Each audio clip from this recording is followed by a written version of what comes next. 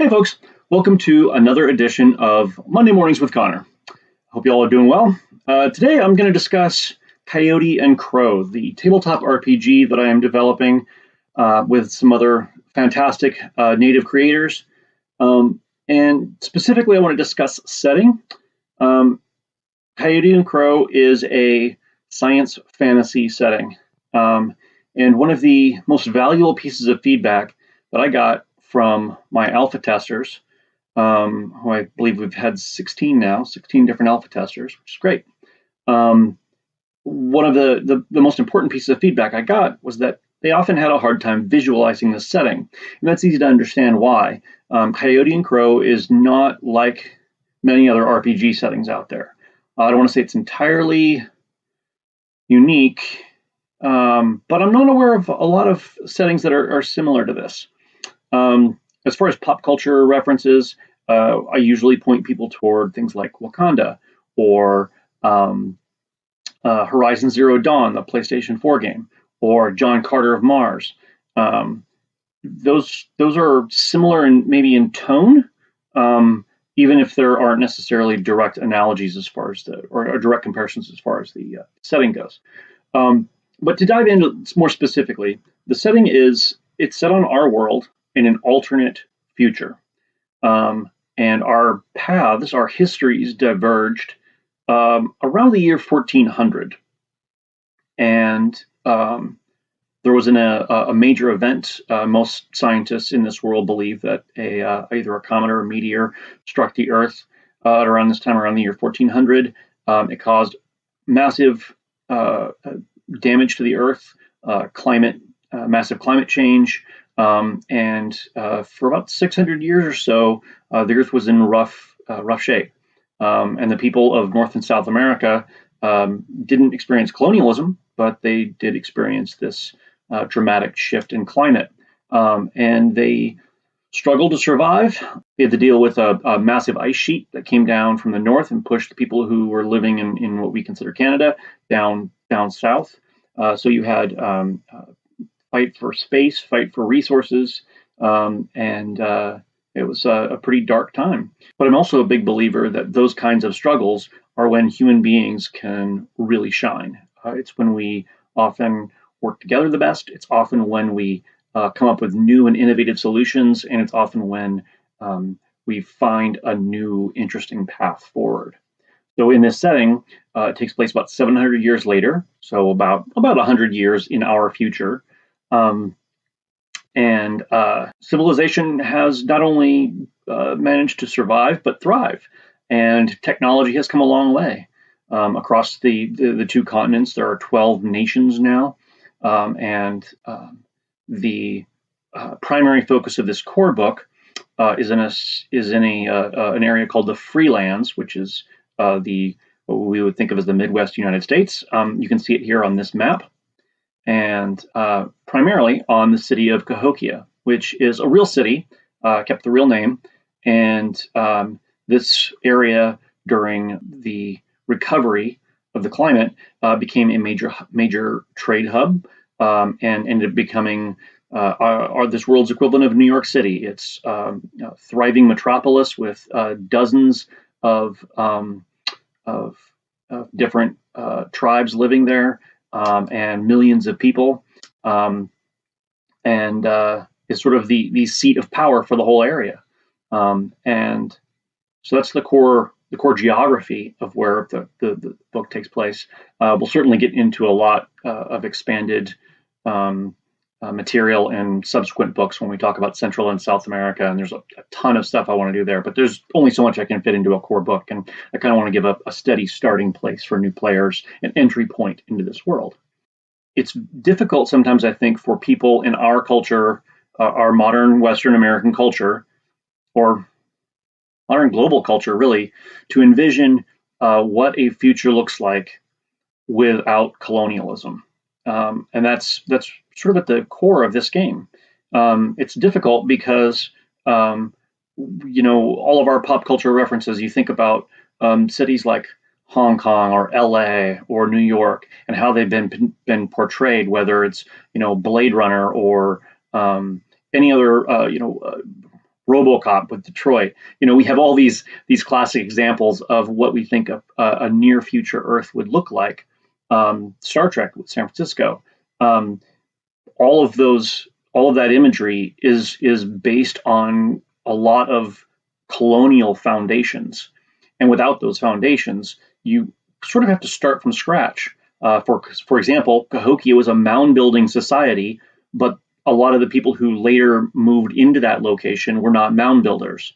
At the same time, you had extreme weather conditions at the foundational building time in the city around 1400, and so 700 years later, you still have mounds, but you also have above ground structures.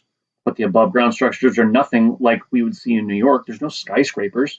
The whole reasoning behind those just doesn't exist in this world. So the physical landscape of the buildings looks very different. The day-to-day life is very different. The second half of the science fantasy setting is the fantasy portion. And there's two major aspects to that in this game. One is the Odineti, and the other is the unknown. And discussing the Odineti real quick here, the Odineti is the gift, and it is a mark that began appearing on plants and animals and people probably a couple hundred years after the climate event that changed the world. And people took it as a sign that the Great Mother had not entirely abandoned her people, and that she had left them a gift, and that would help them survive this trying time.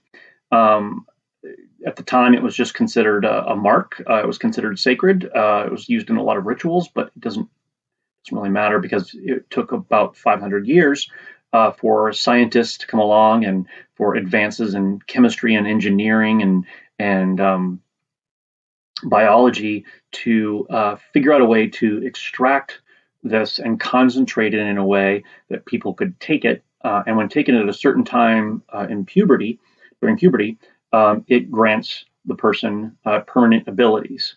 And taking a specific form of it leads that person down a path.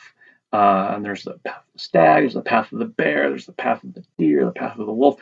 There's a whole bunch of different paths. In game terms, it gives you some stat bonuses and a supernatural ability.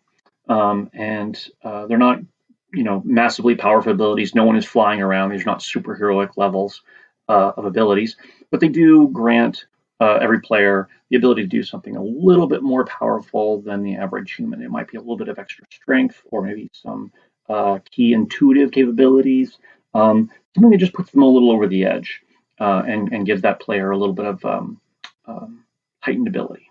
So that's really cool. And there's a lot of them. There's a lot of really fun ones I've developed. And I'll talk about those in a further video later. The second aspect of the fantasy portion of the setting is the unknown. And as people have begun to reach out across their borders and explore, as the ice sheet has moved back up in Canada, has moved back north, and as the seas have begun to calm, people are beginning to reach out a little bit. They begin to hear rumors and stories about encountering things that maybe they thought were only myths and legends. This is a chance for myself and my other native writers to reimagine and re-envision a lot of old legends and lore from our various cultures. And these will be optional, sort of modular in a way. I'm not going to put a foot down and say these exist in this world or these don't exist in this world, but the story guides as they're creating their stories can put these beings in. And I'm looking forward to seeing how people incorporate ideas of sci-fi on the one end and fantasy on the other, and how these two mesh. And hopefully I'm building a rule structure that accommodates that, because the idea of being able to encounter some of these creatures and at the same time have access to science fiction technology leads to a lot of really interesting stories. So that's the basic setting. I'm building the world out in the rule structure out in a way that you can have an urban fantasy setting. You could have urban sci-fi setting. You could be telling noir detective stories. You could be telling international espionage stories. You can be telling exploration stories and stories where people are going off into the wilderness for months or years at a time and traveling across the world. There's a lot of stories to be told in this world, and hopefully, I'm building it out in a way that uh, it creates a clear picture for everyone to work with. Um, I'm only scratching the surface here, quite obviously, and I hope you have a lot of questions. I'm going to dive in this in some future videos. I'm going to dive into um, the back end work that's being done here, the team that I'm working with, the rationale and the logic behind a lot of what I'm doing, why I'm doing things a certain way. I'm going to get into in a different video. I'll get into character development and how your characters work in this game and some of the dice mechanics. And then, additionally, I'm going to get into our plans for the game and where the game's headed, and hopefully, more news about where we're going in the future as far as Kickstarter and publication. So, anyway, yeah, that's setting 101 for Coyote and Crow. Please let me know if you've got questions in the comments, and if I get enough questions, I may just do a follow-up video. But hope this whets your appetite for Coyote and Crow. Until next time, be kind, be safe, check your sources.